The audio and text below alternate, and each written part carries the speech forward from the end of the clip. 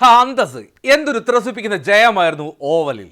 അത് ഓർക്കുക, ജസ്പ്രീത് ബുംറ ഇല്ലാത്ത ഇന്ത്യൻ ടീമാണ്. ആ 4 വിക്കറ്റ് വേണമായിരുന്നു ജയിക്കാനെന്നിരിക്കെ ബോളിങ്ങിന് എത്തുമ്പോൾ സത്യത്തിൽ മുഹമ്മദ് സിറാജും പ്രസിദ്ധ് കൃഷ്ണയും ചേർന്ന് അത് വീഴ്ത്തുമോ എന്ന് സംശയിച്ചവരാണ് കൂടുതലും. അതിൽ തർക്കമുണ്ടാകില്ല. എത്ര മനോഹരമായിട്ടാണ് മുഹമ്മദ് സിറാജ് ഇന്ന് പന്തെറിഞ്ഞത്. 5 വിക്കറ്റ് നേട്ടം, അതിനേക്കാൾ ഉപരി ജീവിതകാലം മുഴുവൻ ഓർത്തുവെക്കുന്ന ഒരു വിജയം. ആ ബോള് ഉറപ്പായും മുഹമ്മദ് സിറാജ് തൻ്റെ ഷെൽഫിൽ സൂക്ഷിച്ചു വെക്കും. അങ്ങനെ ആൻഡേഴ്സൺ സച്ചിൻ ടെണ്ടുൽക്കർ ട്രോഫി, അത് ആദ്യമായി പേരിട്ട് നമ്മൾ 2025 ആരംഭിച്ച ട്രോഫിയാണ്. അത് സമനിലയിൽ പിരിയുന്നു. ഈ ട്രോഫി എങ്ങോട്ട് പോകും അത് നമുക്ക് പറയാം. അതിനു മുമ്പ് ഈ മത്സരത്തിലേക്ക് എത്തിക്കഴിഞ്ഞാൽ, മത്സരത്തിൽ ഇന്ന് ഇന്ത്യ പ്രകടമാക്കിയ ആ മികവുണ്ടല്ലോ, ആ മികവാണ് ഏവരും കൈയടിക്കുന്നത്. ഓവലിൽ ഇന്ത്യൻ ആരാധകർക്കും ഇംഗ്ലണ്ട് ആരാധകർക്കും ഒരേപോലെ ശബ്ദമുയർത്തിയ, ആവേശം ജനിപ്പിച്ച ദിവസമായിരുന്നു. അത്രമാത്രം മനോഹരമായിട്ടുള്ള ജയം ഇന്ത്യ സ്വന്തമാക്കുന്നു. കേവലം 6 റൺസിന് ഇന്ത്യയുടെ എക്കാലത്തെയും നാരോവസ്റ്റ് ആയിട്ടുള്ള വിന്നിംഗ് റൺസിൽ ഒന്നാണ് ഈ 6 റൺസ്. അങ്ങനെ നോക്കുമ്പോൾ അതിനേക്കാൾ ഉപരിയായിട്ട് ഇന്ത്യൻ ക്രിക്കറ്റിൻ്റെ ചരിത്രത്തിൽ തന്നെ ഏറ്റവും ഗംഭീരമായിട്ടുള്ള ഒരു പരമ്പര സമനിലയിലാക്കൽ എന്നുകൂടി ഇതിനെ വിശേഷിപ്പിക്കാം. 2-2 എന്ന രീതിയിൽ ഈ പരമ്പര സമനിലയിലാകുന്നു. ഒരു മത്സരം നേരത്തെ തന്നെ സമനിലയിലായിരുന്നു. 2 മത്സരങ്ങൾ വീതം അങ്ങനെ 2 ടീമും ജയിക്കുന്നു. അപ്പോൾ ഈ മത്സരം ഇന്ത്യക്ക് സമനില പിടിച്ചില്ലെങ്കിൽ കൈവിട്ടു പോകുമായിരുന്ന സാഹചര്യമാണ്. പ്രത്യേകിച്ചും സച്ചിൻ ടെണ്ടുൽക്കർ എന്ന ഇന്ത്യൻ ടീമിൻ്റെ എക്കാലത്തെയും മികച്ച ബാറ്ററുടെ, ഇന്ത്യൻ ടീമിലെ എക്കാലത്തെയും മികച്ച പ്ലെയറുടെ പേരിലുള്ള ട്രോഫി അങ്ങനെ കൈവിട്ടു പോകുന്നത് ശരിയല്ലോ. പക്ഷേ ഒരു പ്രശ്നമുണ്ട്. സച്ചിൻ ടെണ്ടുൽക്കറുടെ പേരിൽ ഈ ട്രോഫി ഇത്തവണ ഇന്ത്യയിലേക്ക് എത്തില്ല. കാരണം 2021 ഏറ്റവും ഒടുവിൽ, അത് അന്ന് പട്ടോടി മെലോ ട്രോഫി ആയിരുന്നു. ആ ട്രോഫി അന്ന് ഇന്ത്യയും ഇംഗ്ലണ്ടും കളിച്ചപ്പോൾ അവിടെയും മത്സരം സമനിലയിലായിരുന്നു. അപ്പോൾ അന്ന് ഇംഗ്ലണ്ടിൻ്റെ പക്കലുണ്ടായിരുന്നു ആ ട്രോഫി. ഇപ്പോൾ ഇത് അടുത്ത മത്സരവും സമനിലയിൽ. നിലവിൽ ഇംഗ്ലണ്ടിൻ്റെ പക്കലാവാൻ കാരണം എന്താണ്? അത് 2021 സമനിലയല്ല കാരണം. 2018 അന്ന് ഇന്ത്യയും ഇംഗ്ലണ്ടും കളിച്ചപ്പോൾ അവിടെ പക്ഷേ ഇംഗ്ലണ്ട് പരമ്പര നേട്ടം സ്വന്തമാക്കിയിരുന്നു.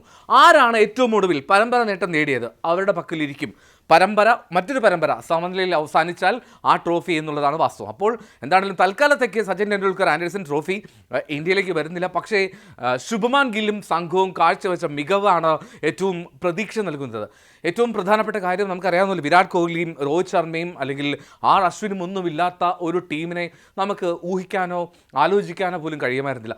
ആ ഒരു സംഘത്തെ നയിക്കാൻ ശുഭ്മാൻ ഗിൽ എന്ന ഒരു യുവ താരം ഇറങ്ങിത്തിരിക്കുകയും അദ്ദേഹത്തിൻ്റെ ബാറ്റിംഗ് മികവ്, ഈ ടൂർണമെൻറ്റിലെ ടോപ്പ് റൺ സ്കോറർ എന്നുള്ള പട്ടിക 754 റൺസാണ് അദ്ദേഹം ഈ ടൂർണമെൻറ്റിൽ സ്കോർ ചെയ്തത്. പ്ലെയർ ഓഫ് ദ സീരീസുമാണ്. ഒപ്പം ഹാരി ബ്രൂക്കും രണ്ടുപേരും ചേർന്ന് പ്ലെയർ ഓഫ് ദ സീരീസ് പുരസ്കാരം പങ്കിടുകയാണ് ചെയ്തത്.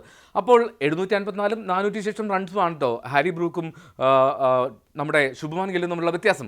അങ്ങനെ നോക്കുമ്പോൾ ശുഭ്മാൻ ഗിൽ ഒരുപാട് മുകളിലാണ്. മാത്രമല്ല ക്യാപ്റ്റൻസി എന്ന ഗംഭീരമായിട്ടുള്ള ഒരു വഴി അദ്ദേഹത്തിന് മുന്നിൽ തുറന്നു കിട്ടി.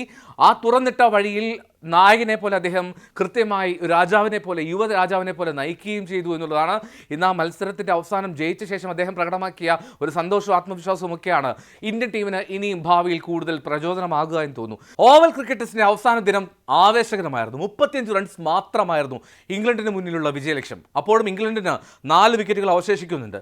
അപ്പോഴാണ് ഇന്ത്യൻ ടീമിൻ്റെ പേസ് ബോളർമാർ കാര്യങ്ങളുടെ നിയന്ത്രണം ഏറ്റെടുക്കുന്നത്. ജാമി സ്മിത്തിനെയും ഓവർട്ടനെയും ആറ്റ്കിൻസിനെയും വീഴ്ത്തിയ മുഹമ്മദ് സിറാജ് അങ്ങനെ 5 വിക്കറ്റ് നേട്ടവുമായി ഈ കളിയിലെ താരമായപ്പോൾ പ്രസിദ്ധ് കൃഷ്ണ ഇന്ന് മറ്റൊരു വിക്കറ്റ് നേട്ടം സ്വന്തമാക്കി. അത് മറ്റാരുടേതുമല്ല, ജോഷ് ടങ്ങിൻ്റേത്. അങ്ങനെ ഇന്ത്യക്ക് ശേഷിച്ച 4 വിക്കറ്റുകളും 6 റൺസ് മാത്രം അടുത്തു നിൽക്കെ ഇന്ത്യ സ്വന്തമാക്കി അങ്ങനെ ജയം നേടുകയായിരുന്നു.